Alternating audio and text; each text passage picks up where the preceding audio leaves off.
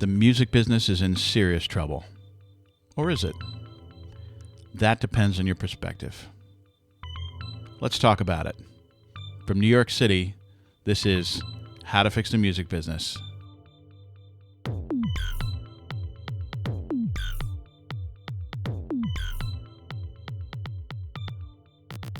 Welcome to How to Fix the Music Business. I'm your host, Jim McDermott. On this week's episode, we're talking to a guy who, together with a truly important band and their savvy manager, fixed the record business for themselves before anybody even knew it was broken. Since 1998, Tim Bierman has been the general manager of Pearl Jam's 10 Club, which is a paid fan community that has passionately redefined what can be done with the artist-fan relationship. It's gotten so hard to sell actual records that many artists and labels are looking for other ways to monetize the relationship with fans. But very few have been successful beyond selling the occasional t-shirt or CD pre-order or pre-sales on a tour. It is really easy to piss fans off and alienate them by overselling. Pearl Jam, however, built and nurtured a direct relationship with their fans that's lasted for 2 decades, long before Affinity was the music industry's plan B. And Bierman's been there since pretty much the beginning.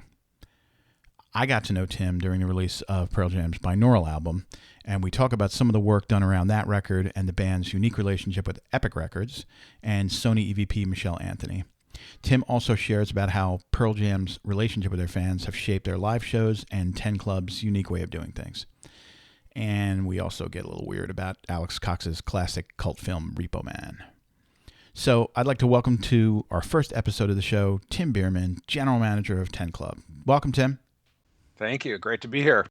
You are one of a rare group of people that I know who, anytime I make any Repo Man reference on Facebook, you automatically pick it up.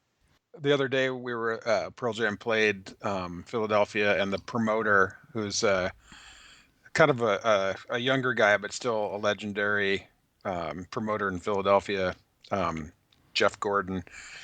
I had some guests at the show, and we were kind of hanging out, and it was late, and the band had already kind of taken off, and I saw him, and I said, "Hey, we don't have any beer anywhere. Is there some beer that I could get from you?" And he's like, "Oh yeah, go into my green room. I have a little green room there, and it's stocked with everything." He's like, "There's some beer in there. There's a plate of shrimp, and of course, my plate of shrimp buzzer went off, and I went and got some beers and got the plate of shrimp, and I brought it in, and I said, "Here's a plate of shrimp," and like none of my friends got it at all. So if you had been there, we would have gone full plate of shrimp on everybody. But you boys. Alas. You boys.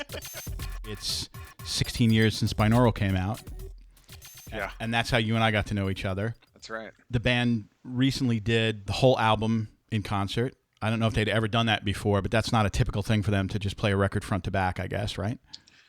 Yeah, they hadn't done that before. I guess they had kind of inadvertently done it on their first tour when all they had were those first songs and a couple of covers. It's invariably you're going to kind of play a record front to back, but I'm not exactly sure the impetus behind it. You'd have to ask them.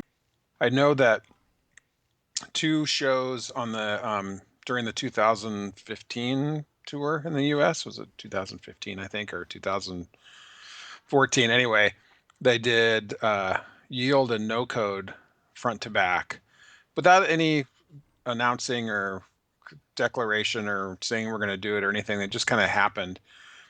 And the people really, really picked up on it, and it was hugely successful. Or the bootlegs of the recordings from the show were hugely successful, and people loved it. So they've kind of kept it quiet and haven't really announced it or made any plans to do it, but it's come up a few more times. And so I think it's sort of, I don't know if it's last minute or, calling an audible, but a lot of the fans, most of the fans know that Eddie like agonizingly prepares the set list each night related to the songs that they played in that market before, or current events that are going on, or something that might be happening in Pearl Jam's history. Every set list gets its own personal treatment, and so who knows what happened that night, but all of a sudden it was, let's play Binaural, which is an interesting record to play live. Not a hugely commercial successful record.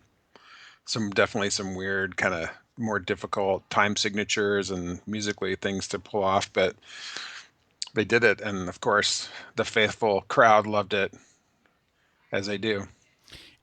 I think it's really interesting that unlike a lot of acts that maybe they have current material and they say, we're going to play this classic album in its entirety or two classic albums Hmm. in its entirety, and it's a tour almost around that, and Hmm. then maybe after that they'll play some new material or something like that, and it's kind of a decision to put asses in seats, I guess, Hmm. and it can be very lucrative, I'm assuming.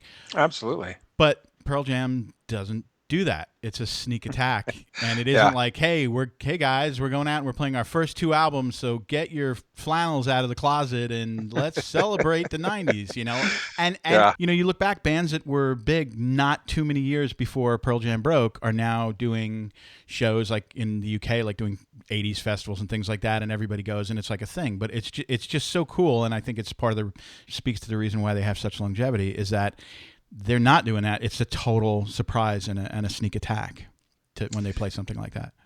It makes our job super easy that they approach it like that. Um, Marketing 101 would say, hey, wouldn't it be great if you could get the guys to go out and do 10, every night? And yeah, it would be, I mean, that would be something that you could sell and create a buzz about, but they don't have any problem selling the tickets. They've already sold them all. So the fact that they do put so much effort into deciding what they're going to play and do come with these like surprises, it makes it not only, like you said, it does contribute to their longevity, but it keeps their job exciting. It keeps our job exciting. It keeps the fans totally engaged and psyched. I had this conversation a million times, but it's so much like the Grateful Dead that it's kind of scary. Obviously the music is completely different, and there's a lot of lines of distinction to be drawn culturally with how they operated as a band and everything. But as far as like the fan interaction with the band, it's striking how many similarities there are. Does it have any of that kind of traveling circus type thing where people are almost have their individual economies that they bring to each one of the gigs, like selling stuff so they can afford to get to the next Yeah. gig outside in the parking lot kind of thing? So that's one of the big differences. It's not quite the sandy falafel sandwich that you buy at the parking lot, but there's not a ton of bootlegging going on in the Pearl Jam world. There's not a tie dye. I mean, there are for sure, but it's not supported sub economy, like it was with the Dead. Yeah. That's one big difference. But there's a more modernized, up to date version of that where there's a complete network of fans that communicate with each other to sleep on floors and share rides and help out with tickets. And one of the things that Pearl Jam fans have done that's a next level from what the Dead people were able to do is they've taken, and I think this is a big cultural difference too, is Pearl Jam's very focused on their foundation and their giving and activism, and the fans are inspired by that, and they've actually organized to every show they have a meetup before the show, either the day before or earlier in the day on the day of show, and they'll bring in their items that they don't want anymore, and they'll auction them off, and they'll sell beer or whatever they do, and they raise some money, and they donate it to either the Pearl Jam's foundation or some of the beneficiaries that Pearl Jam's kind of vetted for them. So that's kind of taken the place of the free for all circus in the parking lot with the Dead. Is now it's more of a let's get together as a community and raise money so we can be kind of like our heroes, that are going to take the stage later tonight, which I think is really cool. It's very cool, and it's pretty unique. That's Affinity on a real deep level. You're kind of one of the original gangsters of a fan Affinity, and you guys have seemed under your stewardship to really manage the balance of having a relationship with the fans and being able to transact with them without making them feel like they're being taken advantage of or oversold to. And you've done it since 1998. I mean, it's almost 20 years. It's really mind-boggling to be able to say that. I mean, even the Beatles with good old Frida, she had her I hope you get that reference, but Of I course. mean, she had that gig for, I don't The know, whole time. the whole time. But what was the whole time with the Well, Beatles? yeah, but 10 the whole time with years. the Beatles is not very long. Yeah, you've had the gig longer than good old Frida did, Tim. I don't know if you think about that, but you have. So how is that? How do you balance it through those decades? Because when you did it, when you guys started it, and I know you got brought in and it wasn't your original thought necessarily to do it, but when you guys started it, there was a whole record business infrastructure there that spent money on things like tour support and full page ads and Rolling Stone and all the other things that you needed to do to just sell records. And so it wasn't like there was this huge pressing need. And now everyone's like, hey, my records don't sell, tickets are really expensive. I have to figure out a way to increase my revenue stream. And it seems like so many people are starting from ground zero. So could you talk about that a little bit? Well, for one thing, the reason that it's lasted this long and has been so successful is the stuff that you touched on before. The band, whether they like it or not, has become like the modern day Grateful Dead. There's the fact that they're playing different shows every night and this carefully curated, thoughtful set listing kind of thing is that's really what it's all about, you know? And so because the people that once they discover this band and once they discover that part of it, they want to be connected. They want to be part of this community. So it's, and I'm not trying to be modest or anything. It's been a lot of hard work for me and it hasn't come easy and there have been plenty of complications, but for the most part, it's fucking easy, It's like these people want their Pearl Jam. We have a infrastructure to provide that to them and they just line up and take it, because the band is so creative and so hardworking and so dedicated. And as far as like back at the beginning, and there was this vision of like trying to maintain this. I don't think there was ever any kind of noticeable thought or philosophy behind like let's get this fan club and let's create this network of people and let's keep in touch with them because 20 years from now they're going to be so important to us and they're going to music's going to be different and the music business is going to be different. Let's make sure we have that. I don't think there was ever that singular thought.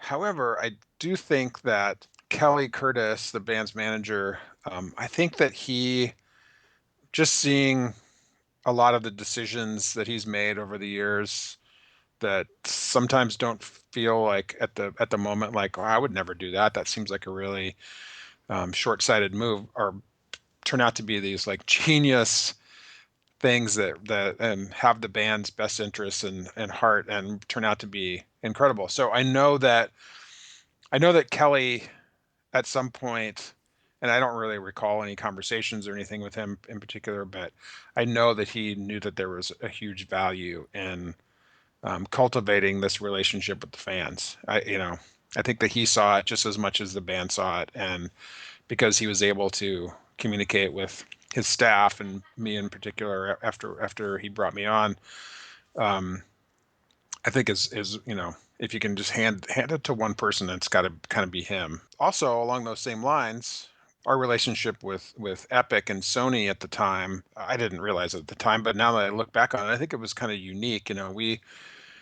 We were and Kelly's management company and our fan club and our staff around here, I think we were kind of one of the first artists to have such an aggressive team that would come in and work with the team at Sony to launch a record, say, or just check in. Like, I don't know. I don't think there were a lot of other bands that would bring in a publicist to work with the Sony publicist to work with you guys in the electronic media department and all that. We were just kind of really hands on.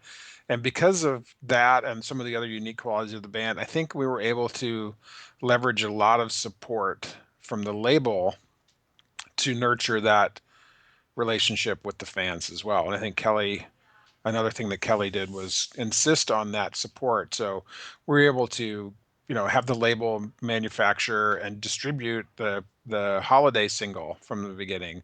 We're able to leverage our power there, our selling power to create our first interactive website.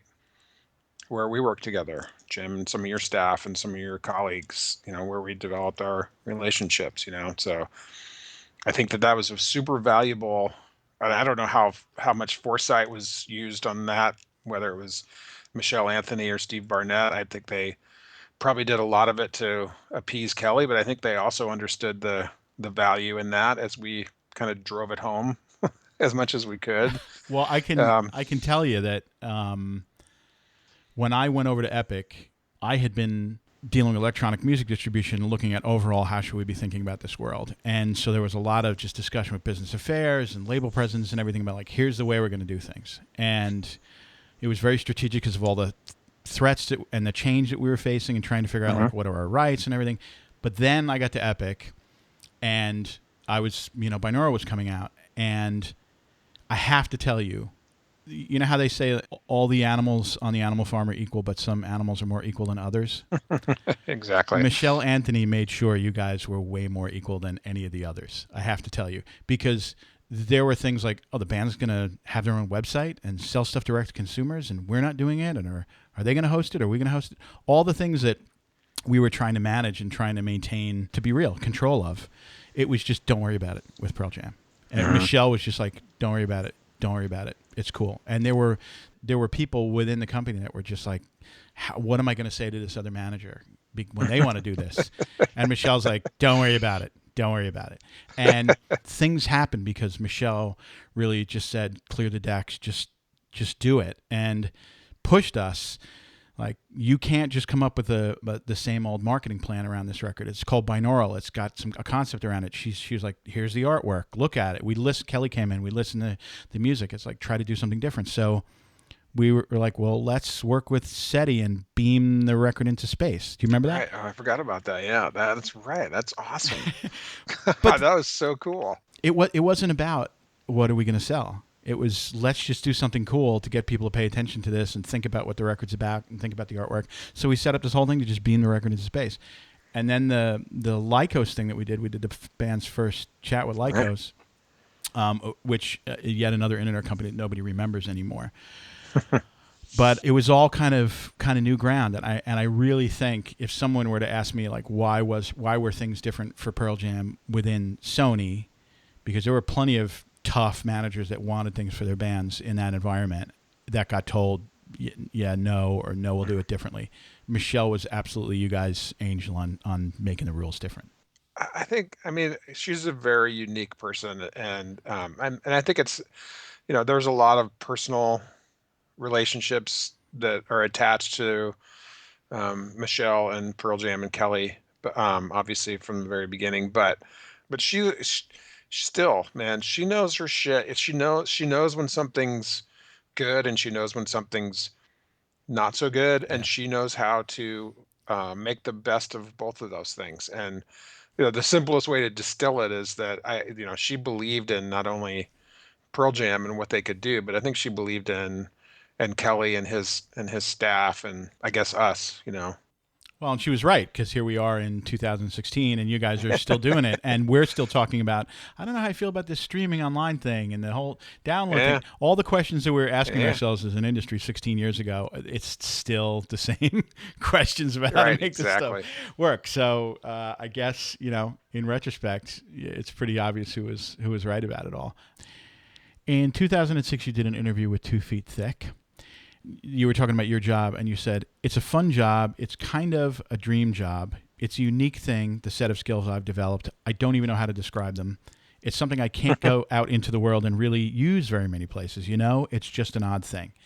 I wonder if 10 years later, when acts aren't selling records and they're all trying to figure out how to monetize fans, how you feel about that statement 10 years later, Tim.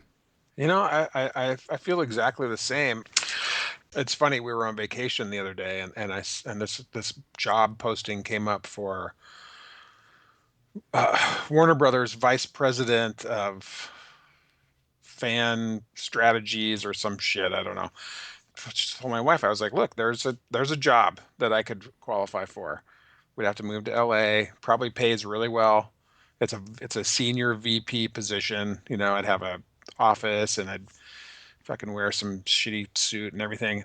And but I don't want to do that. And she's like, oh God, no, that would be horrible. And um, but I guess so in that way, it has changed a little bit. My skills probably could fit in somewhere to a record label or a management company or an agency or something like that. But my set of skills has been uniquely tailored to this super unique artist that I work with. And I think that sort of defines it more than anything.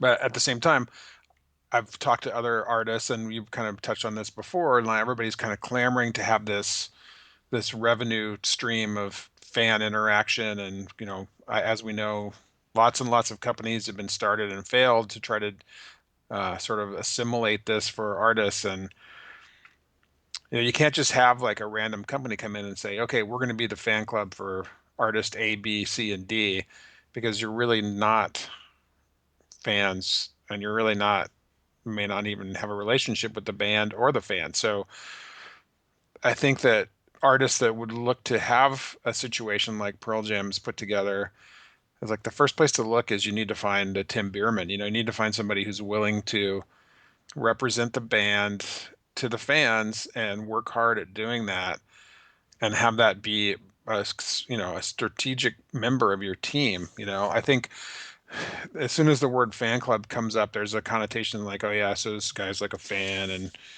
he's a super fan, he's the president of the fan club, all that stuff comes up. And in certain situations, there'll be an artist that's being managed by a big company, and then there's like a day-to-day person, and the day-to-day person's like scrambling around all the time.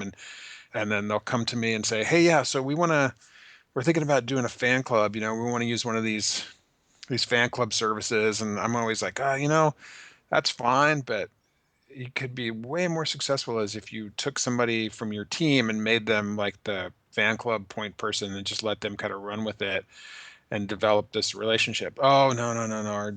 Our the day-to-day guy, he has to be the day-to-day manager. He couldn't do something like manage the fan club. That's such a lowly post, and it's like, but running around for these people and getting them plane tickets and making sure they get to their gig on time, that's not a super glamorous job, even though people think it is. But putting together a strategy that could actually mean something financially to your artist over a long period of time, that could be a very important, valuable position. And I just don't think that very many people have kind of realized that not only do you have to come up with the idea, but you have to actually assign assets to that and spend some resources.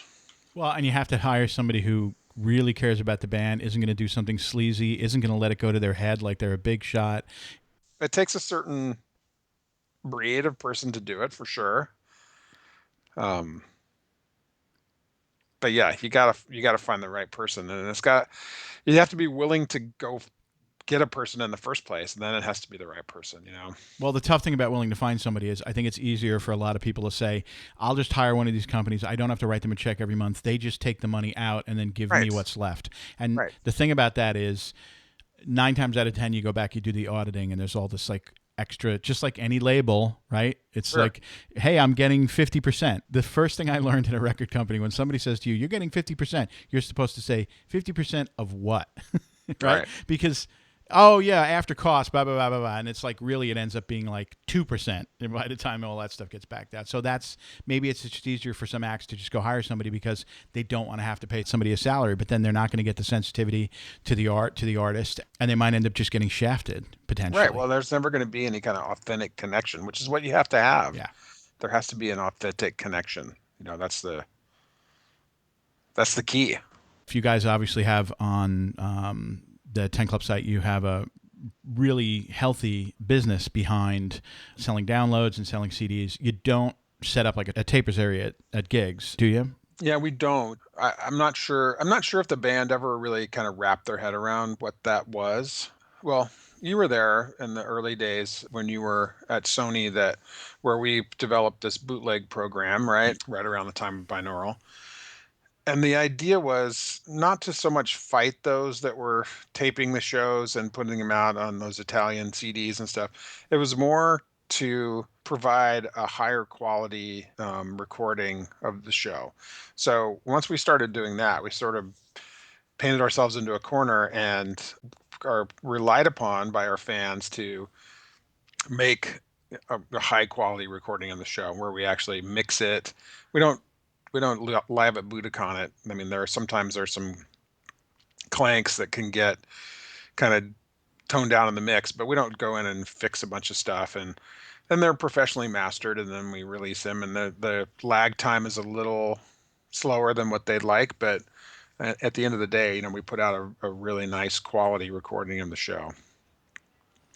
Meanwhile, there are people that are able to record the show. You don't necessarily need a taper section anymore because you just kind of come in with your tiny little microphone and record it on your phone, and you have as good as you're going to get with the old Sony D5s or whatever it is they used to use in the dead days. Or the Betty tapes or whatever it was, right? Exactly. Or somebody with a reel to reel off the side Yeah. of the stage, Oh, and the yeah, tapers exactly. fit. Um, in looking online and looking at some stuff that you had done in the past, I had come across somebody had done a post from, I think it was 2012, about a takedown notice that they got for something that they had put up, some video or something like that. And obviously Prince just passed away, and he was somebody who really fought hard to make sure that none of his videos unlicensed were up on YouTube. There weren't full albums. There weren't live performances. And now that he's gone, and I guess his people are focusing on other more pressing matters at the moment, there's a flood of it on YouTube. Mm-hmm. But was there a moment that you guys had where you said, okay, well, we're probably not going to be able to stem this or control it, so let's not really worry about it that much? Or where is your head in terms of people doing things like putting full shows up?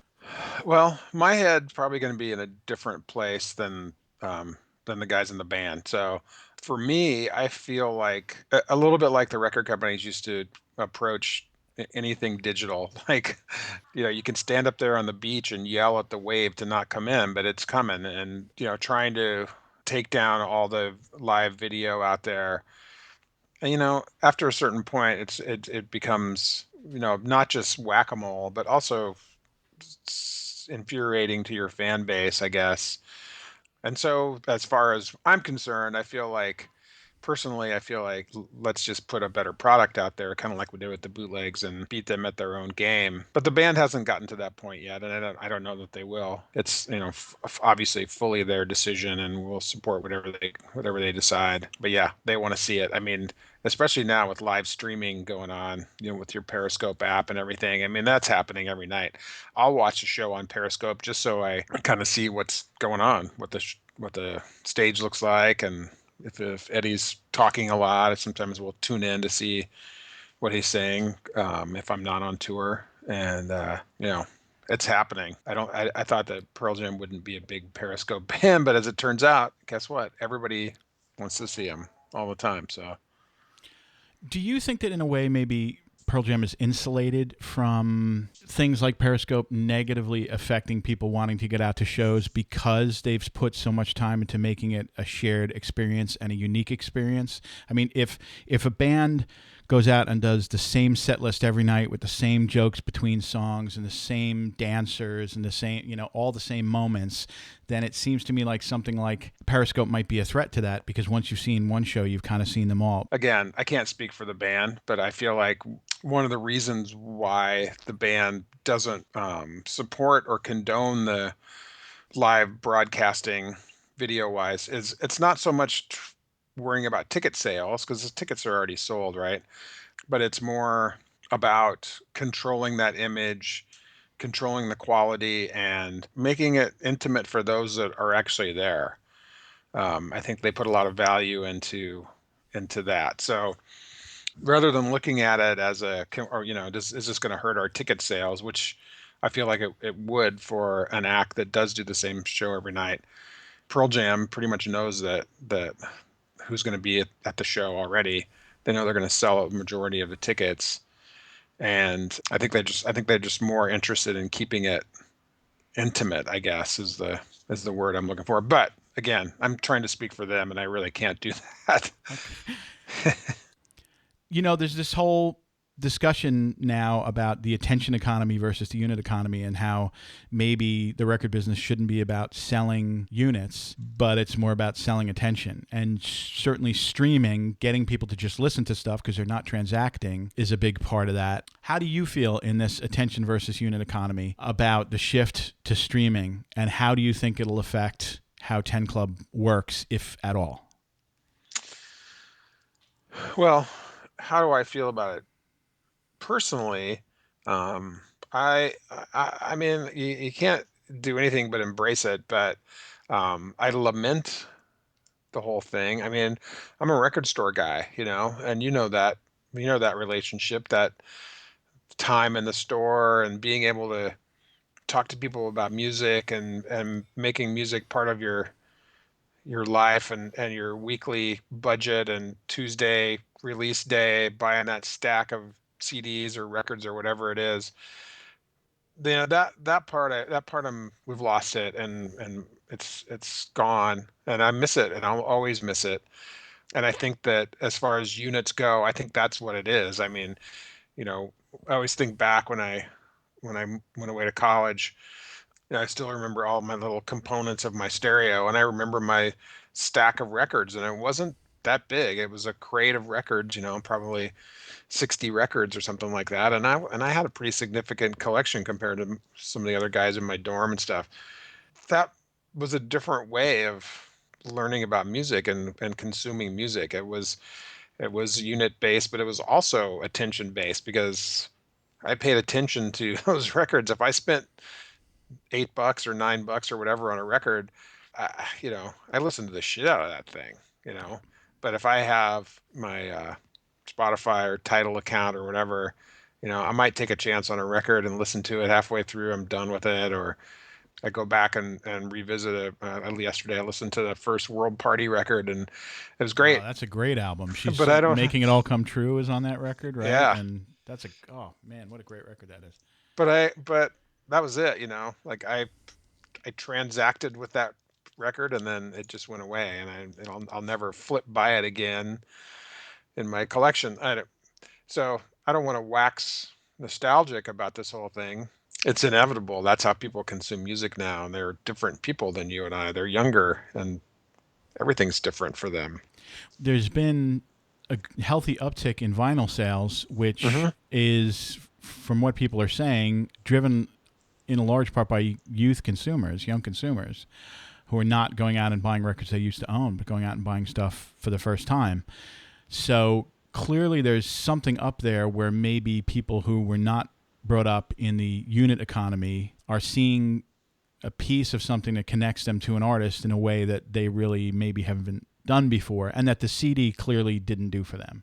Yeah, I don't know. I mean, I don't know those people. Like, I don't go to those people's houses and ask them what they're listening to, and they pull out a record and put it on and go, "I listen to this and I love this." Like, I just don't. That probably exists, but I'm not aware of it. Well, maybe on some kind of ritualistic level with a small segment of people, but it isn't the kind of thing where in the 70s or whatever, it's like something that people just did. It wasn't. It was just a normal kind of thing. But when you go to Record Store Day in Manhattan, there were 2-hour lines Yeah. to get into the indie stores. We just took a real hit with the announcement that Other Music is going to close, Yeah, I saw that. which is, I mean, I've been shopping there since they opened, 1995. A friend of mine said to me, "You'll still have Rough Trade across the water." And I said, "Yeah, but Rough Trade is a store that has a lot of records in it.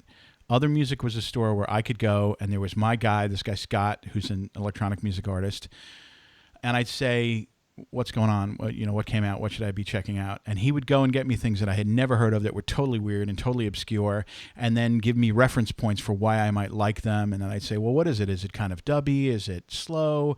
Is it smart? What?' And you'd kind of use these adjectives that were so obscure, but he knew me and he knew some other things I bought, and I could say, 'I like these 5 things,' and he'd go, 'Dude, you're going to love this.' And 9 times out of 10, he was right. When I go shopping at Rough Trade, and I do go shopping there a lot, I'm just flipping through bins and finding stuff that I dig. There Hmm. is not a soul that comes over and says, 'Hey man, how you doing?' There's Hmm. no relationship. It's gone. That saddens me that isn't there Yeah. anymore. No, it's too bad. And as far as like the recent uptick in vinyl, I might be a get off my lawn guy. well, I definitely am a get off my lawn guy, but I don't see the sincerity in that trend. I just don't. I'm just not sold on it, and I might like I said, I might just be grumpy old man, but I see these people in the Pearl Jam world clamoring over this vinyl, but I think they're mostly buying it for collectability purposes. Yeah. And I think that even the typical Pearl Jam fan probably isn't a real like streamer kind of person. They have their CDs or they have digital copies in their iTunes or whatever it is, but I know that they're out there. I know that there's some dirty, I'm not going to get, I don't want to overgeneralize, but like a uh, Father John Misty fan who, you know, likes to go to the desert and take mushrooms or whatever. Like that's cool, and I think that there are probably some of those people out there, but I don't know if all the Father John Misty vinyl purchasers are really committed to like that piece of vinyl and they pull it out and play it for their friends all the time, or if they just have it in their collection so they can talk about it when their friends come over to get ready to go to Coachella or whatever. I again, sometimes I can be a little cynical.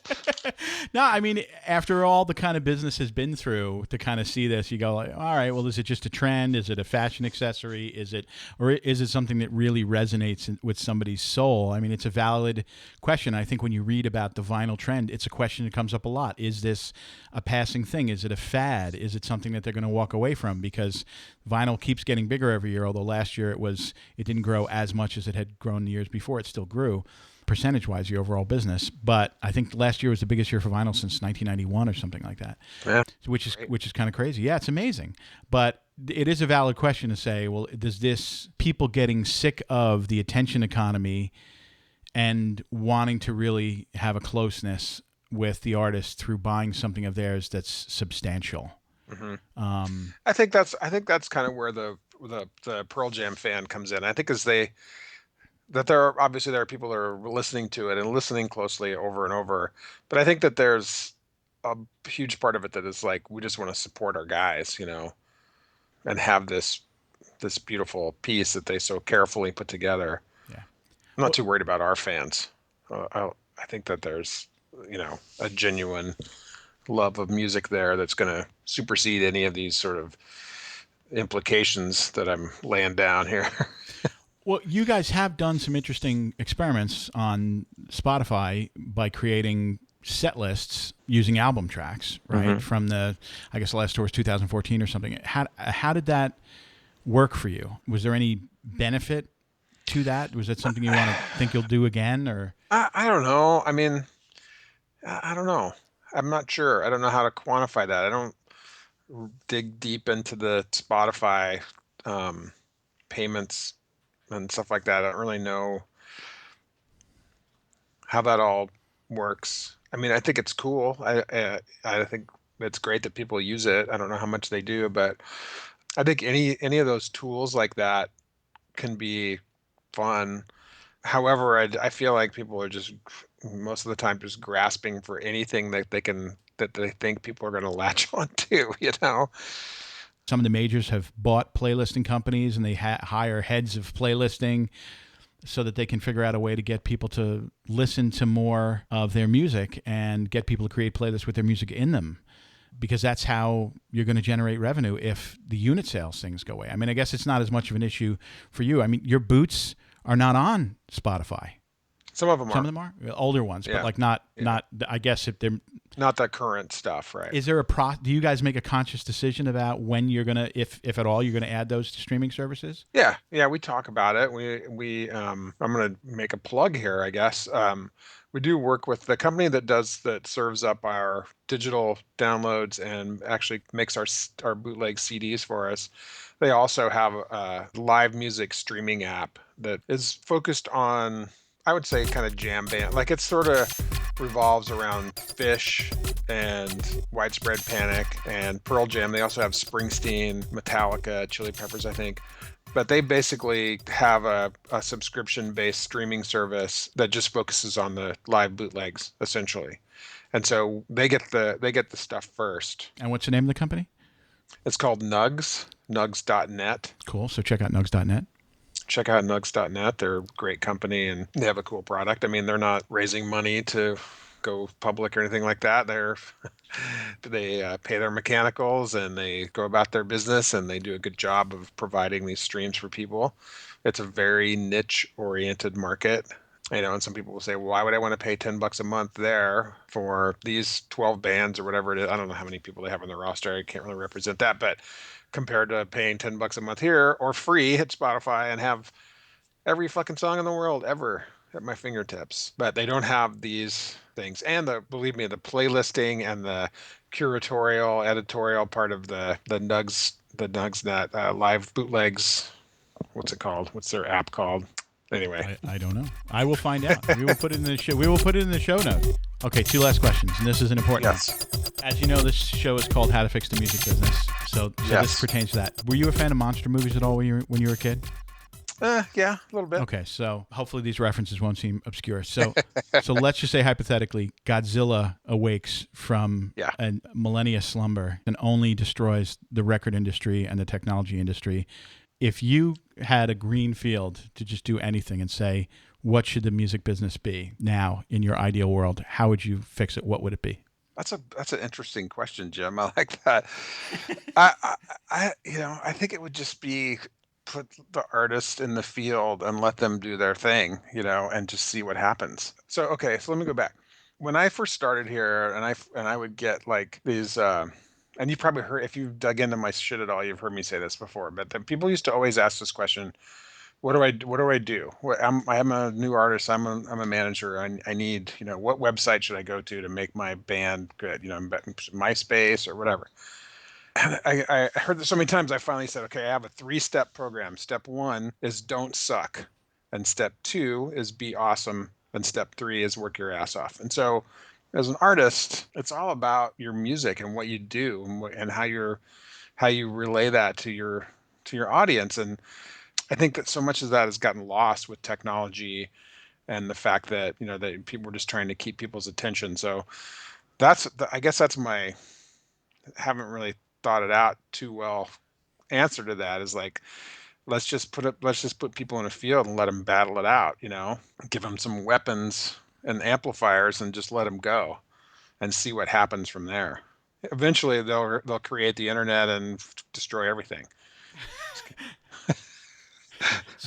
So, so don't worry so much about your Twitter feed. Get out in the van and play Oh, and be great. absolutely that. I mean, people are going to be social and they're going to not step away from that, and they can still do that, but it's not a substitute for being incredible. Like, you have to blow people's minds, otherwise people aren't going to really notice. All right, last question. Okay. Tell us a record that people should go out and buy right now. The first World Party record. No. uh I like the second record, World Party record, better. But yeah, anyway, great. That's a great record too. I'll probably listen to good. that later today. Goodbye Jumbo. Yeah, that's an amazing album. This question to me 10 years ago I would have been foaming at the mouth, but things have changed so much that I don't have musical discovery in my blood anymore. I don't necessarily go out and seek music out anymore. But I have a friend who is a sophomore, junior at USC. She's a family friend. Her dad's asked me if I'd give her a call to talk to her about the music business, and she's studying guitar at USC. So anyway, I contacted her, and she has this cool band. It's all women. I think all but one go to school there, and they're called Gypsum. And they can all play really well. They can all sing really well. They are young, so they're social media conscious, but they're very serious about their music and their gear and their playing together. And so, yeah, to me they represent like some hope. And you can find them on the streaming services. I think they have at least one track out there. They're great. I love the track that you can find. It's called Follow Me. It's really good. I would suggest everybody checking it out. They'll have a record out eventually. They're still in school, so it's tough to find the time to complete all their projects, but they're starting to get it together. So, yeah, I don't really have an album to suggest for people to go out and buy, but go stream that song and see what you think of it. That's pretty huge, man. It's not like you're recommending Animal Collective or something. We'll go buy the new Animal Collective. Is there a new Animal Collective? I don't even know. Well, they were on Colbert recently, so I'm assuming there is. Yeah, I mean, as far as stuff that's out there, like records that have kind of moved me recently, that are in the mainstream, is the the latest Alabama Shakes record. I thought was really, really interesting songwriting and performance and production, all this stuff rolled together. Rock music and woman singer. Like I thought that was a really cool record. So, Produced by Blake Mills. and Blake Mills, really amazing guitar player and not someone that you kind of consider to be like an uber producer, not a Grammy guy, yet they were nominated for Record of the Year, I think. So Album of the Year or whatever. Have you heard his solo albums? I've heard bits and pieces, yeah. He's a beast and deserves all the props that he gets. And that record does sound, I think it really brings the energy that they have live to the record. But again, he almost reminds me of a Mitchell Froom type guy where you're hearing stuff sonically on the record that just is so smart, where the instruments are sitting in space, and it gets smart in how it sounds, but it never loses the feel. It's not like overthought. He's just great. Yeah. And that is a brilliant record. That's a great recommendation. Well, and by Blake glad Mills I solo chose records something too. that you liked. Yeah, thank God you didn't say Ariana Grande, or I wouldn't have been able to mention who produced that. love It her. would have been 15 people if I did anyway, probably. Let me get my list. All right. Well, Tim Bierman, thank you so much for coming on the show. And I appreciate all the time you spent talking to me. And we'll check the show notes for everything that you talked about. I'll make sure all the links for everything you talked about are in the show notes. So if people want to check out anything you mentioned, it'll be part of it. Cool. Thanks, Jim. I appreciate it. Thanks, man. All right, that's it for this episode of How to Fix the Music Business. I'd like to thank my good friend Tim Bierman for joining us on the show today. If you haven't checked out 10 Club yet, go to pearljam.com/10club. And I'm sure you hear this from every podcast you listen to. But please, if you enjoyed the show, go onto iTunes and leave us a positive rating. It really does help get the word out there about the show, and it'll help us keep going. And if you have any thoughts you'd like to share, or you just want to say hello, I'm on Twitter, and my handle is @thetrickness, TheTrickness. Thanks for listening. See you next time.